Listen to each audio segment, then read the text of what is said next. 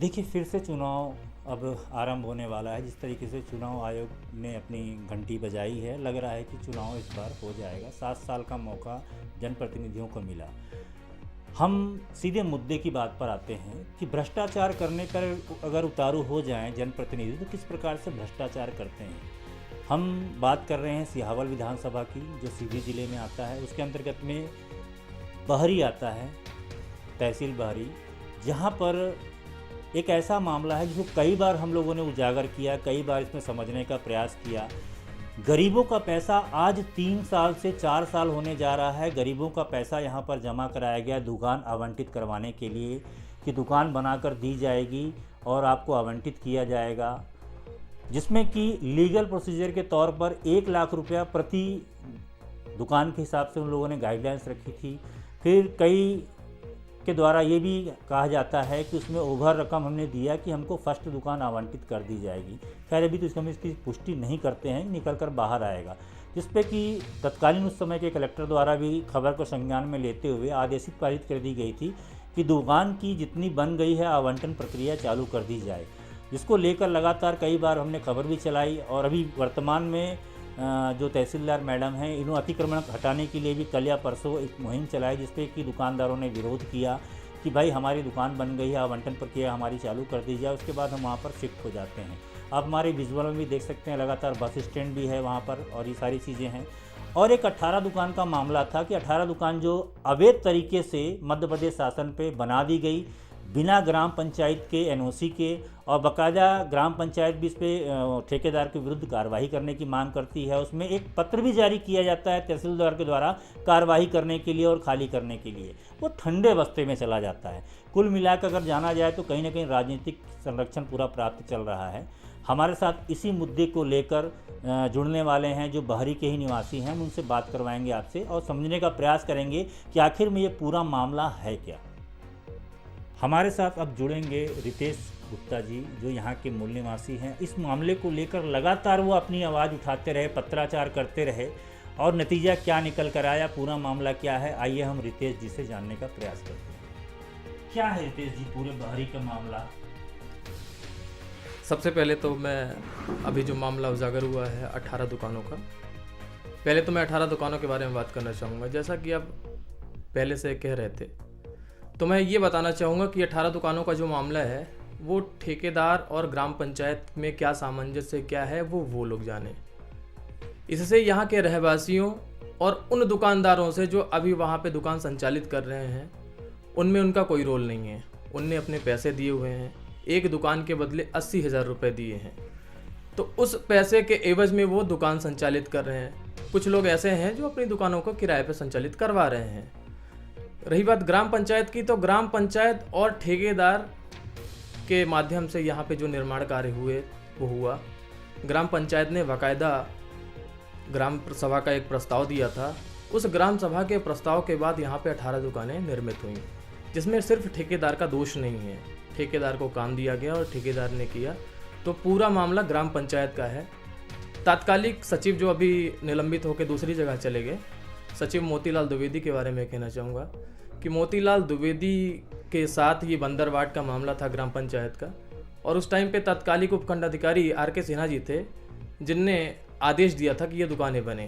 तो एक तरफ से ये मामला अवैध है, एक तरफ से वैध है, लेकिन अभी भी वो सारे दुकानदार परेशान हैं कि ये वैध है कि अवैध है। NOC नहीं मिली है कि आखिर वो दुकानदार जाए तो जाए कहाँ। ये पूरी 18 दुकान आवंटित किसने कर दी है? ये 18 दुकानें जो आवंटित करने का मामला है, ये दुकानदारों के हिसाब से है कि हमने ठेकेदार को पैसे दिए हैं, 80,000 रुपये ईच दिए हुए हैं। अब उनका कहना ये है, ग्राम पंचायत ने एक FIR भी कराई थी थाने में कि दुकानदारों ने अवैध कब्जा कर लिया। दुकानदार ये कह रहे हैं कि हमने पैसे दिए हुए हैं और सब अपने बयान देना चाहते हैं, और बयान भी दिए भी हैं। ये 18 दुकानें जो बनी हुई हैं, 18 दुकान ये लीगल है या अनलीगल है? मध्य प्रदेश शासन में बनाई गई है या फिर? देखिए, दो पहलू हैं।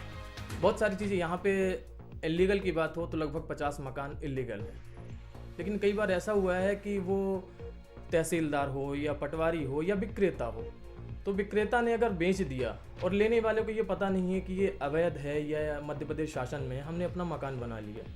मकान बनाने के बाद बाद में पता चलता है कि ये मध्य प्रदेश शासन में था, उक्त रकबा यहाँ पे है नहीं। अगर हर व्यक्ति इतने पटवारी की तरह अगर ज्ञानवान हो तो ऐसा धोखा खाए नहीं। तो मुझे ये लगता है कि पूरी जो मिली भगत होती है, हर चीज़ मिली भगत के बाद होती है, और नुकसान कौन उठाता है? जो गरीब होता है। अब रही बात जो बस स्टैंड के अंतर्गत में दुकानें बननी थी, जिसमें हितग्राही आज 3 साल से पैसे देकर बेचारे भटक रहे हैं और नहीं हो रहा है, उनका आवंटन नहीं हो रहा है। इसको लेकर आपने कल ज्ञापन भी दिया है एसडीएम सर को। तो क्या लगता है कि दुकान बनाने में, क्योंकि अगर 110 लोगों ने दिया तो 1 करोड़ 10 लाख रुपए टोटल होते हैं, तो फिर दुकानें बनने में तकलीफ कहाँ पर हुई और आवंटन क्यों नहीं हो पा रहा है? देखिए, ये बात है फरवरी 2018 की, जब हम लोगों ने एक मुहिम चलाया कि बहरी को कैसे स्वच्छ और समृद्ध बनाया जाए। तो समृद्ध के बाद अगर ये हमने प्रोसेस चलाया कि कहाँ से क्या चीज़ें हों, उस टाइम पे हमने एक बैठक आयोजित कराई, संभ्रांत लोग इकट्ठे हुए, कुछ जनप्रतिनिधि आए।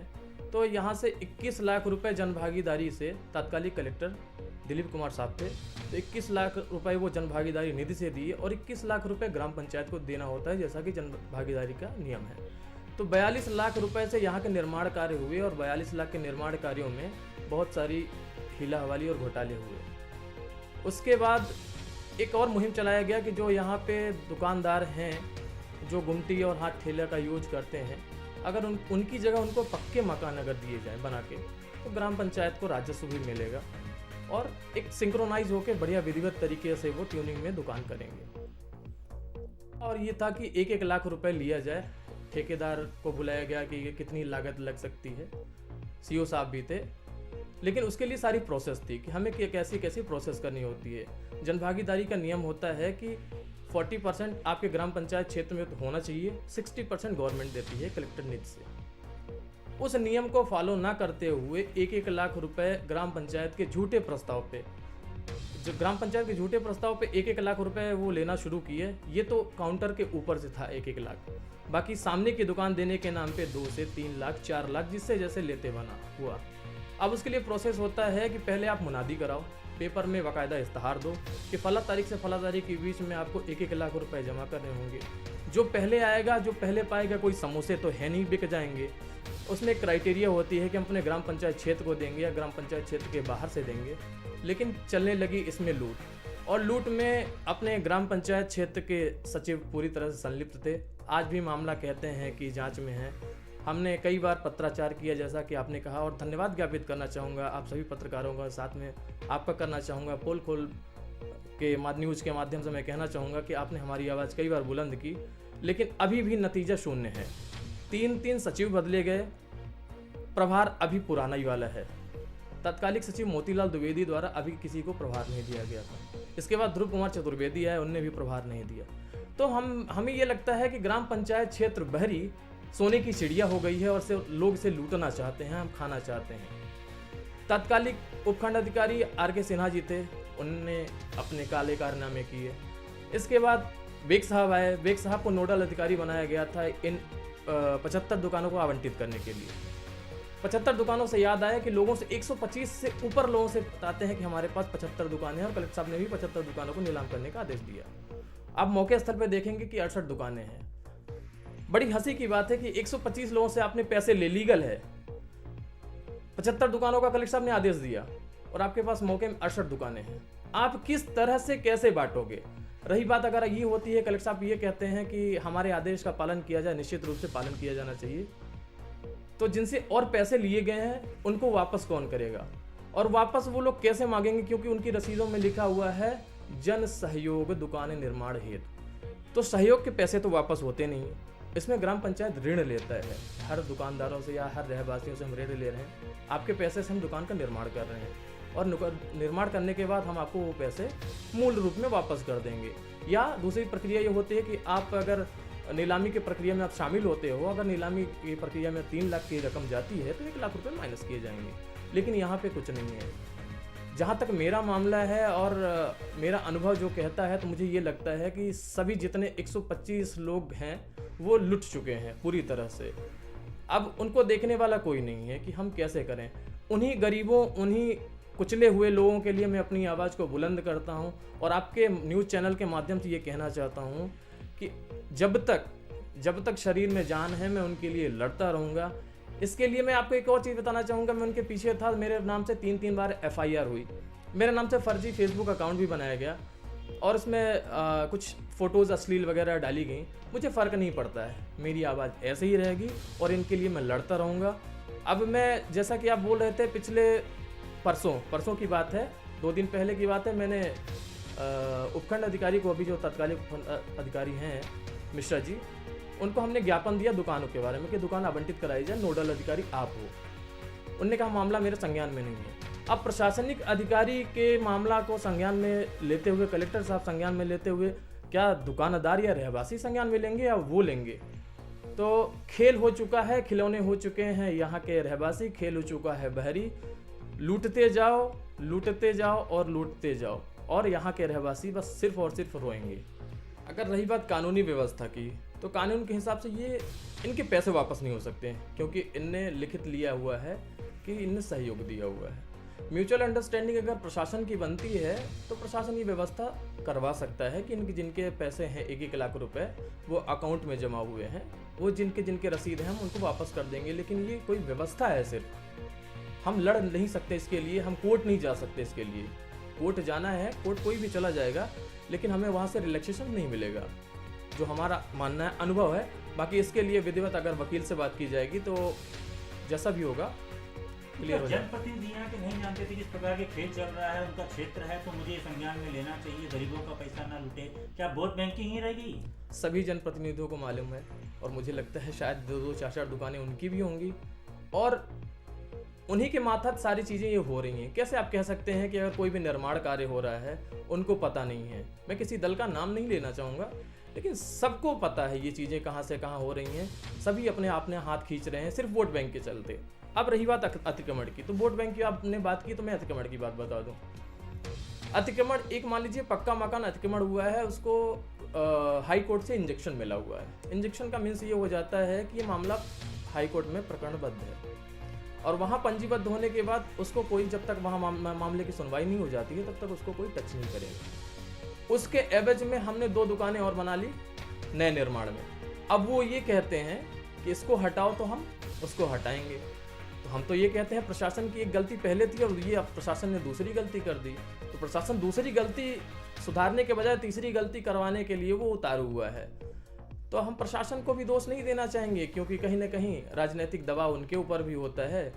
लेकिन प्रशासन और राजनीति के चक्कर में इन दुकानदारों, रहवासियों या गरीब व्यापारियों का क्या होगा, ये मुझे भी समझ में नहीं आता। हम अपनी गुहार किन से लगाएं? 3-3 कलेक्टर साहब बदल गए, 3-3 उपखंड अधिकारी साहब बदल गए, यहाँ के 3-3 सचिव बदल गए, चुनाव सर पे है, मुद्दा भी होगा कि हमें जिताओ, हम आपको दुकानें देंगे। समझ में नहीं आ रहा हो क्या रहा है। हमें तो लगता ये है कि राम मंदिर से ज़्यादा जो मामला है, गंभीर मामला, ये अपने ग्राम पंचायत क्षेत्र बहरी का है।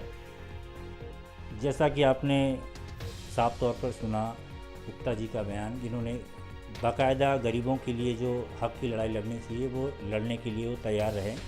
एक कहावत थी कि राम रस बट रहा है, जिसको लूटना है वो लूट लें। ये कहावत बहरी में साफ तौर पर देखी जा सकती है और महसूस किया जा सकता है। 3-3 वर्ष हो गए, गरीबों के 1-1 लाख रुपए जो बेचारों ने किसी तरीके से कर्ज काट के दिया होगा, सब कुछ काट के दिया होगा, आज उनके पैसे उनको मिलना तो दूर हो गया, दुकान मिलना मुश्किल हो गया। अतिक्रमण हटाने के लिए बुलडोज़र लेकर प्रशासन आ जाता है, लेकिन उसको दुकान आवंटित करवाने के लिए कोई नियम या कानून के तहत में उसको नहीं बनाया जाता है, जबकि कलेक्टर के द्वारा पत्र जारी किया गया है। तो क्या इन गरीबों के साथ में न्याय होगा? जनप्रतिनिधि जो चुने गए हैं, जो आते हैं 5 साल के लिए और कहते हैं कि हम जनप्रतिनिधि हैं, हमें वोट दीजिए, हम आपकी विकास के कार्य करेंगे, तो क्या वो जनप्रतिनिधि सांसद भी हो सकते हैं, जनप्रतिनिधि विधायक भी हो सकते हैं? जिम्मेदारी इनकी भी होती है, सरपंच की भी होती है, प्रशासनिक अधिकारी और कर्मचारी की होती है। मैं किसी दल पर आरोप नहीं लगा रहा हूँ, सब पर आरोप लगा रहा हूँ कि इतनी बड़ी अगर घटना यहाँ पर हुई है, 100 से 150 लोगों ने पैसा जमा किया है और उनके पैसे वो देने के बाद आज वो 3 वर्ष से घूम रहे हैं और दुकान आवंटित नहीं हो पा रही है। और ये रोज़ डंडा चलता है अतिक्रमण के नाम पर, सब्जी बेचने वालों को, ठेले वालों को, पर कि इनके ऊपर चलता है कि जो कम से कम 100-200 रुपये अपने परिवार को पालने के लिए लगाए हुए हैं, दुकान लगा के बैठे हुए हैं। किसी दिन बड़ा हादसा हो जाए अतिक्रमण के चलते तो प्रशासन कहेगा कि बुलडोज़र लेके आओ, इनको भगा दो, लेकिन ये अवस्था पे नहीं लिए कि दुकान बनी हुई है, दुकान के लिए पैसा लिया गया है तो चलो हम इनको दिलवा दें। देखिए, इस मुद्दे को लेकर हमने उठाया है आवाज़ और जिम्मेदार अधिकारियों से बात भी करने का प्रयास करेंगे। लेकिन आज हम एसडीएम सर के चैम्बर पे गए थे, जिन्होंने साफ तौर पर कहा है कि मुझे कल ये ज्ञापन मिला है, मैं सारी चीज़ें इसको समझूंगा और समझने के बाद आवंटन प्रक्रिया की क्या होती है नीति, मैं उसको समझने का प्रयास करूंगा।